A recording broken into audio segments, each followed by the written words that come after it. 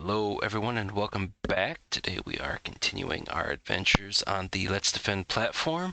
We are underneath the incident responder path and we are taking a look at the Spring4Shell alert that was put out for March 31st, 2022, 3:09 p.m. SOC171 EventID 121. I knew that this thing had become available, but this did not garner the same type of response in my metaphorical 9 to 5. Mostly because I don't think that there was much of anything that that's actually being used for Spring, unlike Log4Shell. So apparently they've got the patches out, thankfully, because we're roughly mid-April.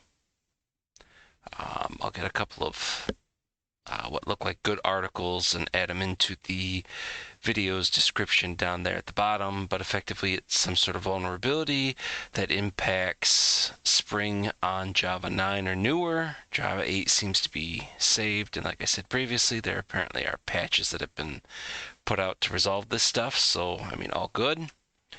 Apparently this is remote code execution. So similar to what Log4Shell was. Unfortunately, I have no idea what Spring ends up being used on, but gotta be something. If it garnered, what would you say, maybe about a quarter of the attention that Log4Shell got? I mean, there was still a lot of conversations and discussions that happened in regards to it, but... So let's see, mitigations, exploit scenario.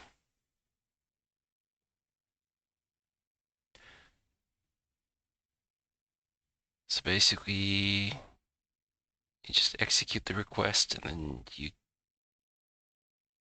get all the good stuff. Okay, so Spring4Shell, class module loader, blah, blah, blah, blah, blah. Okay, well.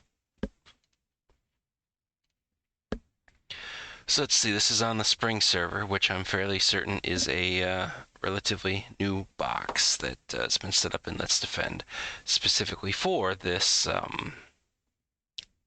exercise. So it looks like java.io.InputStream %20 in, %20, %3D, %20, %25.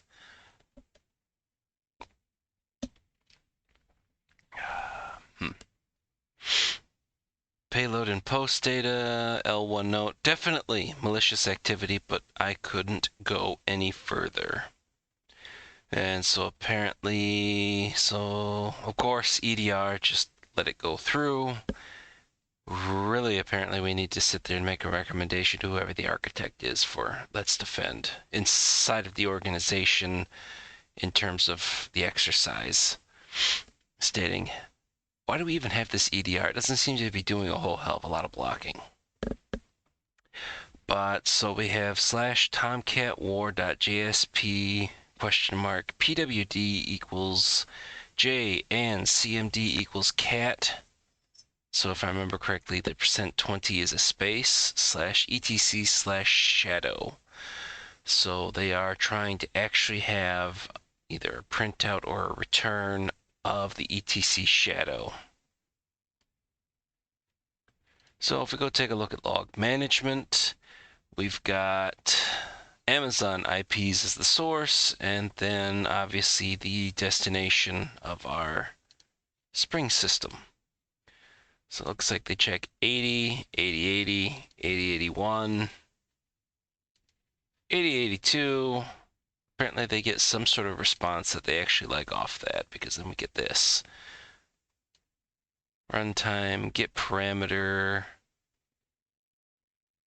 command.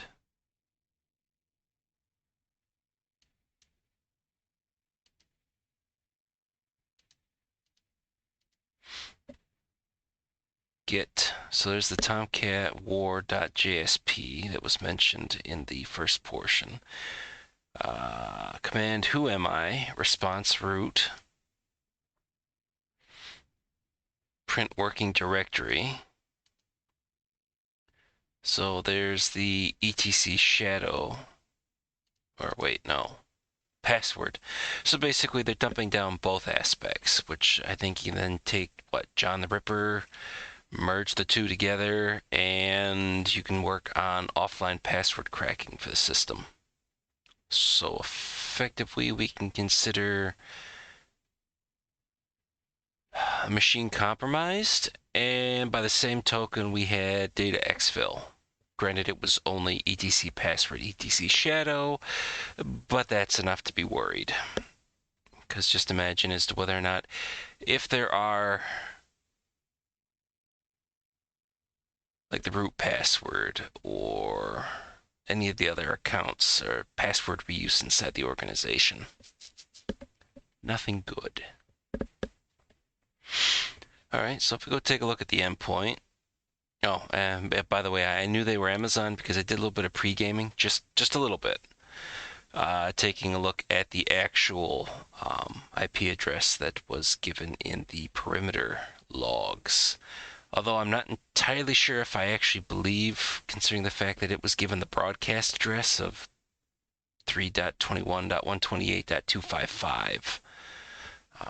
I believe 254, or I guess more to the point, 18, all the way through there. I think I'm going to raise the point in regards to that. Do I have a document already made? No, I don't. I know this is not going to make for a very good portion of the video, but I am just going to quickly grab the name of the file that basically flagged through. I'm going to go into the Let's Defend Discord.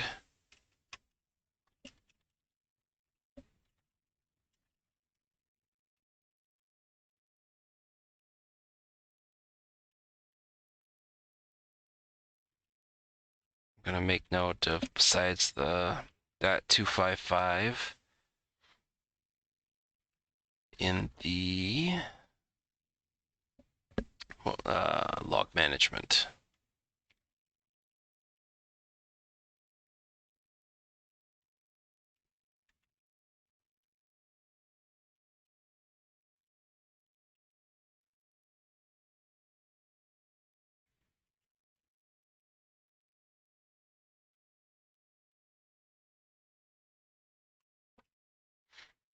I could very well be wrong, but I could have swore that 255 was the broadcast address.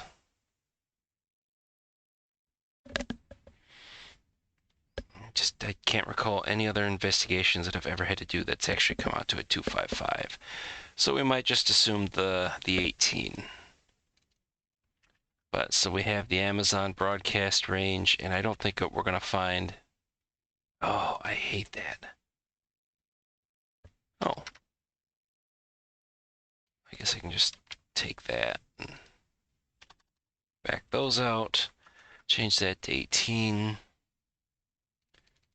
Yeah. We'll just put this all through. But yeah, to no one's, I'm sure, no one's surprise, none of the available threat intel has got anything bad to say about this IP address. All right, so if we take a look at this, browser history. This was March 31st is what we're looking at. So let's see, 03.31. No, I forget. It's different than how I would generally do it. It's date, or day, month, year. Which, I mean, nothing against, just a different format than what I'm used to. So what am I doing here? Taking a look at browser history. Not that I expect I'm going to have anything here that's going to be worth anything, but let's just grab everything we've got. And when we go and take a look at like the other logs, we might find something else in terms of things that we can kind of put the IP addresses to.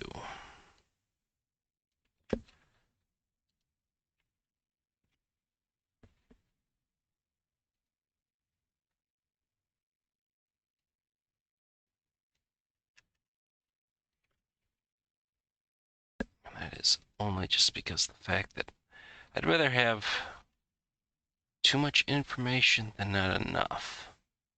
Although I realize you do too much, you still run the risk of effectively drowning in information. And then we got to do a little bit of organization. So from the browser history, at 2:14 we get something to localhost. At 6:54 we get a Facebook. 16:54 we get a raspberrypi.org. 22:41 we get a collab.research.google.com. And on a 22:53 we get a google.com. Take a look at the command history.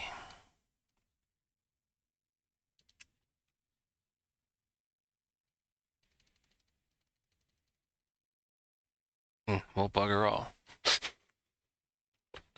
It's all valid for the time frame, at least that we're looking at this.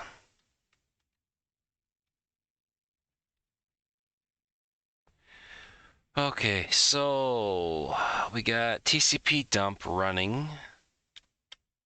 IF or IW config. We're installing NetTools, IW config, IF config. Doing a help. Oh. Okay, hang on. I gotta reorganize these. Okay.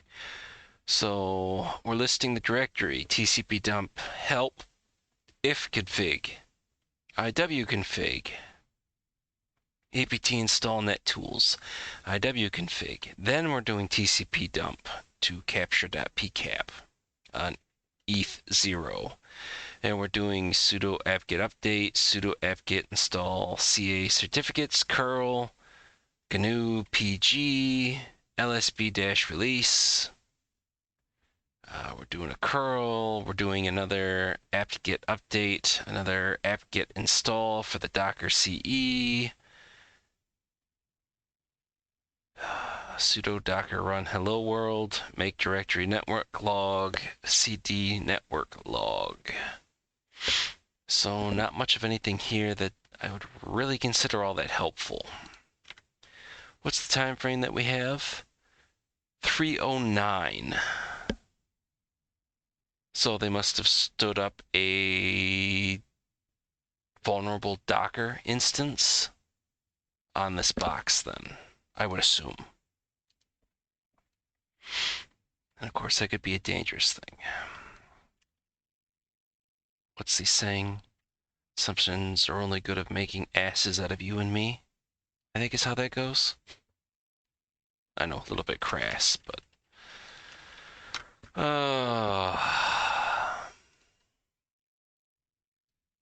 yeah, there we go again. We've got the 255.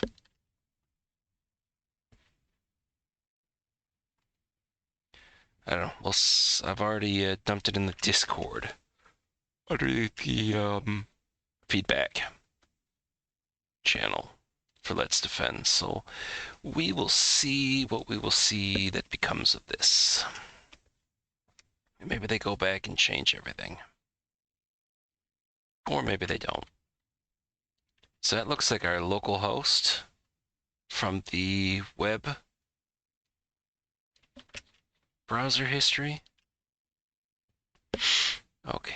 I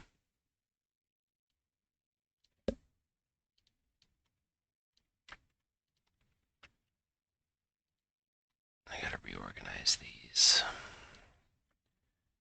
So we're just gonna knock these out. Okay, so at 2:14, 127.0.0.1, that goes to the local host, PHP my admins from the browser history, so that's all good.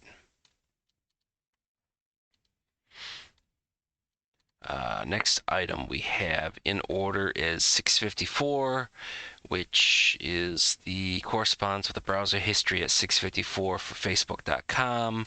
1505, we do not have an entry, but that would be effectively 4 minutes before we had the alert from one of the Amazon IP addresses.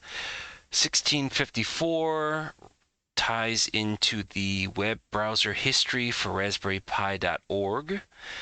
2241 ties into the browser history for the research.google.com. And 2253 for google.com. So we've got our oddball. We'll tab that out in the notes. I guess I should make sure. Okay, yeah, the screen's there. Good. Process list. Let's see, unattended upgrades, shut down, ATD-F, syslog pull kit, dbus, daemon, cron, top, container D, and Docker. None of any of this that seems to really stand out.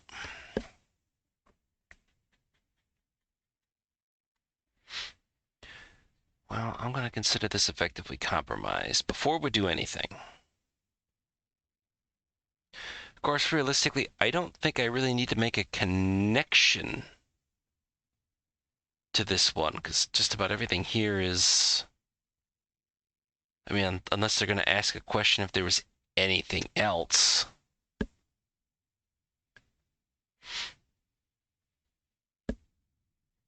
So I guess let's do this. Let's go back to monitoring. Let's take ownership.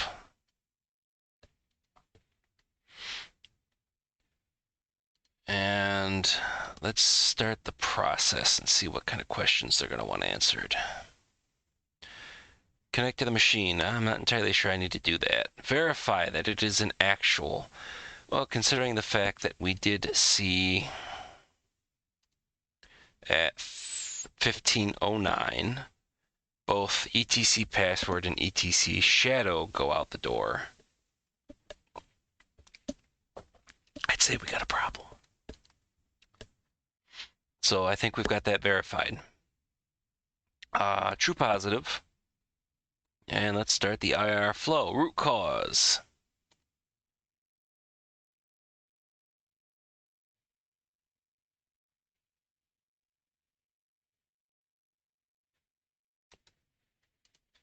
And of course, I'm going to have to always refer back to the documents in regards to initial access.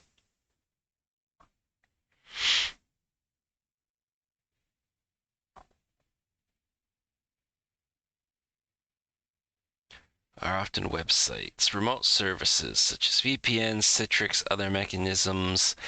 I'm going to say public-facing application, because technically it's whatever's sitting there on the SpringServer box on port 8082. Let's see, identify method of attack and systems used. So Amazon IP address to the SpringServer, utilizing Spring4Shell, exfil of etc password and etc shadow. So it's external to organization. Credentials compromised, yes, because those two files in etc were exfilled out. Sensitive data, well, usernames and passwords, yeah, I would say it would be kind of important. Brand reputation impact, off the bat, no. But effectively, if this is something that's publicly facing, which obviously it is if it's been compromised external to the organization, then effectively somebody could sit there, put the etc password and shadow files into whatever the combining process would be, brute force the passwords offline, and then turn back around to SSH into the box and basically just cause general havoc. So I'm going to put it down as a high because of the fact that I wouldn't say like Sev1, but pretty stinking close. like Sev 1.5.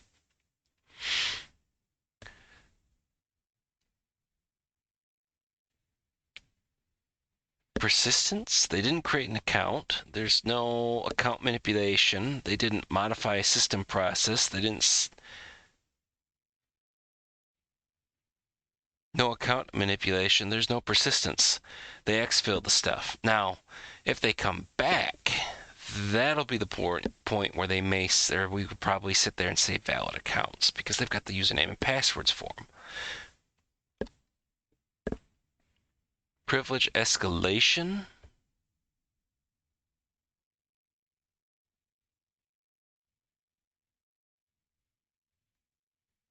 No, they were just able to do remote code execution. What technique was used in the credential access?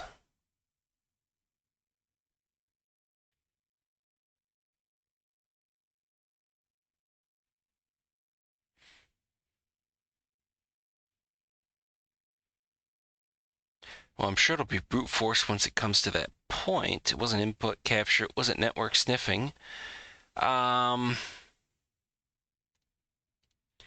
What do they center around the OS credential dumping?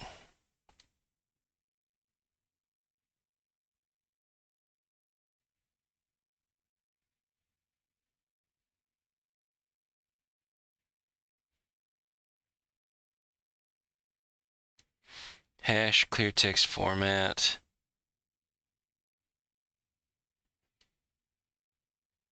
Ah, here we go.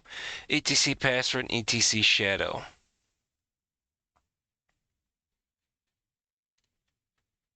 So I'm going to say OS credential dumping.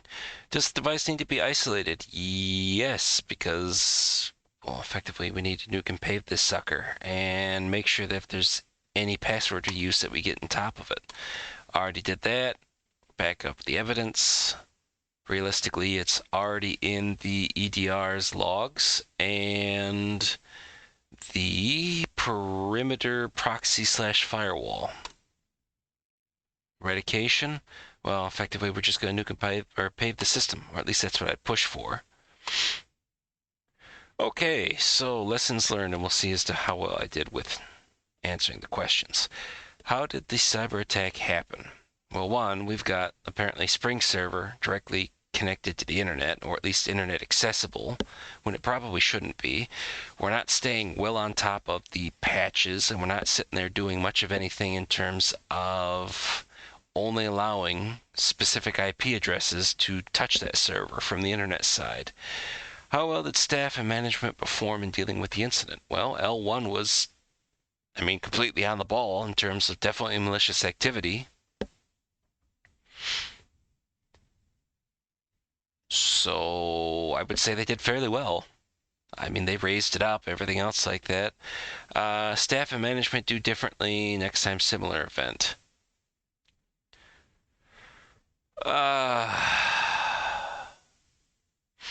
Well, if they don't have access to the console to go through and activate the network quarantine feature of the EDR platform, maybe engage a firewall team, get them to basically just isolate it from the internet before anything else happens. Either that or go to the senior or the IR person and be like, hey, I hate to pull you out of whatever you're doing right now, but we got something that's exploiting the flavor of the day exploit. Corrective actions to prevent similar incidents in the future. Stay on top of patching. Of course, I can only say that as it's right now April 18th as I'm making this video, so it's been several days since all this stuff's come out. So did it happen to mention when those patches were released?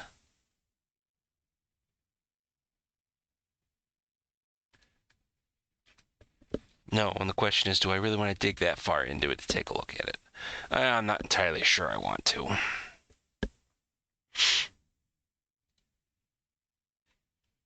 Corrective actions. So stay on top of patching. What's the actual use case of the server? Does it actually need to be internet accessible? So can we stick it behind a firewall? Can we limit additional access to it from the outside world? Really, What's the business use case for this box? What precursors or indicators would have been watched for future incidents to detect similar attacks? I'd say just about anything that would be screwing around with trying to add the cmd command to any of the files that would be there. I'm sure there's probably something else, but it's been a long day as I'm recording this.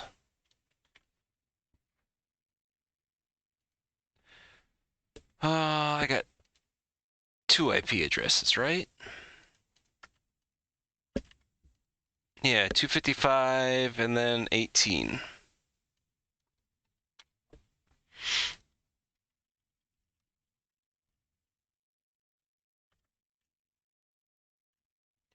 Don't have a hash or anything else like that.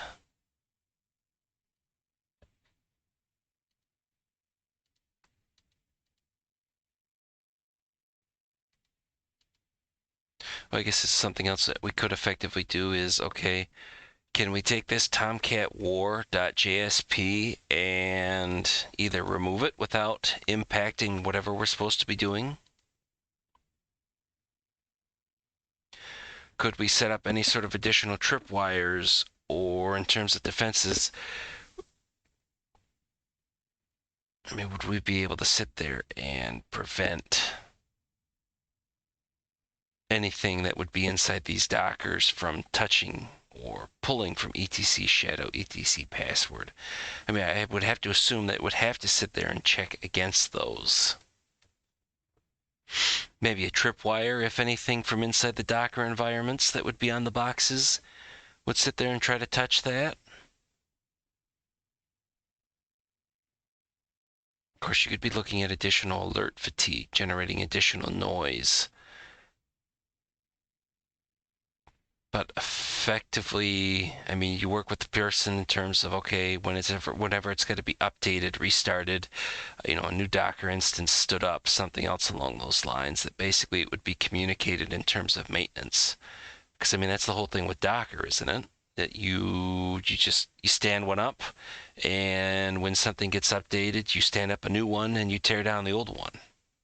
At least that's as I understand it. I very well could be wrong. I'm not a Docker engineer.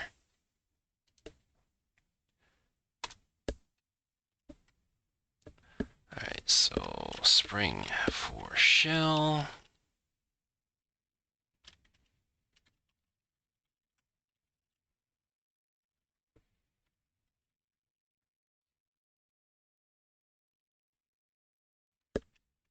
To exfil.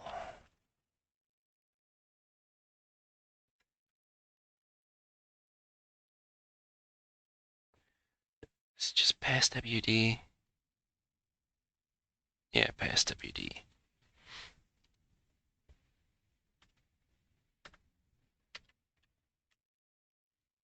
I don't know, not the most complicated answer I could give. All right. But we got to do this anyways. We've already done the quarantine. Yeah, realistically, with a lot of these boxes, it should be, yeah, do we have a firewall engineer or a firewall architect? We need to figure out as to, how we can start limiting this stuff. Of course, if we did limiting and protection as well as we probably could in this fictional organization, we wouldn't have the alerts to respond to.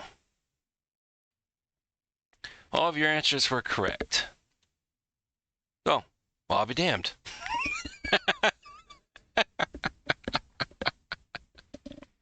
Okay, then. And then we have the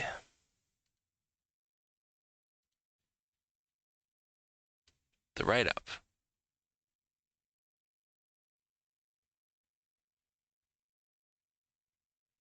So yeah, the notes for cat, etc shadow, etc pass WD.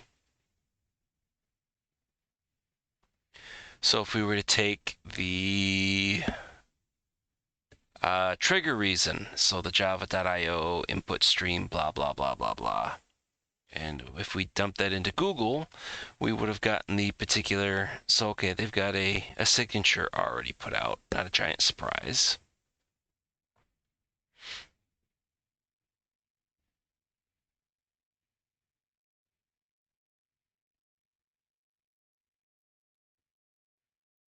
Oh.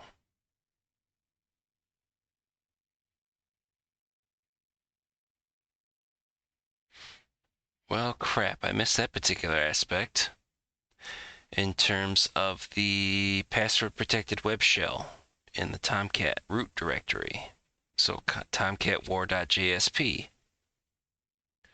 I will probably then include the links that are at least here in the video details. And we didn't, oh, so they actually had a PCAP of all this stuff. Although I wonder if I would have been able to sit there and pull it. Of course, we had all this in the perimeter logs anyways, which is what they talk about. So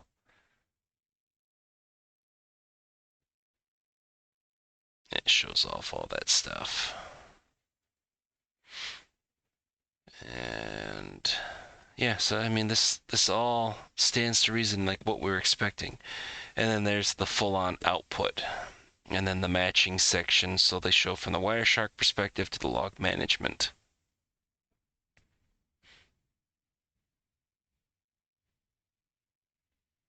Did not need any privilege escalation because of the fact that they ran whoami and they got roots, so obviously you can't go much higher than that.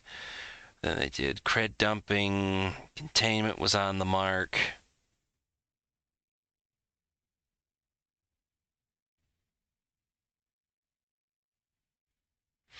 Visibility-oriented solutions such as EDR to detect them early.